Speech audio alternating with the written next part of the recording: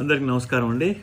తెలంగాణలో ఇప్పుడు హైదరాబాద్లో ఉంటున్నాను. నా పేరు వేణుగోపాల్ అండి. మా ఎంటైర్ ఫ్యామిలీస్ కాంగ్రెస్లో అండి 45 సంవత్సరాల నుంచి చాలా పోరాటం చేశాము. తర్వాత చాలా మందిని మేము హెల్ప్ చేసి కాంగ్రెస్ గవర్నమెంట్లో ఉన్నప్పుడు చాలా పనులు చేశాము.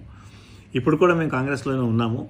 సో ఇవాళ నేను ఢిల్లీకి రావటం జరిగింది. పండిత్ జగదీష్ శర్మ గారిని కలవటం జరిగింది. నేను వచ్చిన తర్వాత ఆయన నా గురించి అట్రాక్షన్ అయ్యి రాహుల్ ప్రియాంక గాంధీ సేనలో ఆల్ ఇండియా వైస్ ప్రెసిడెంట్ గీయటం జరిగింది. సౌత్ ఇండియా ఇన్ఛార్జ్ గీయటం జరిగింది.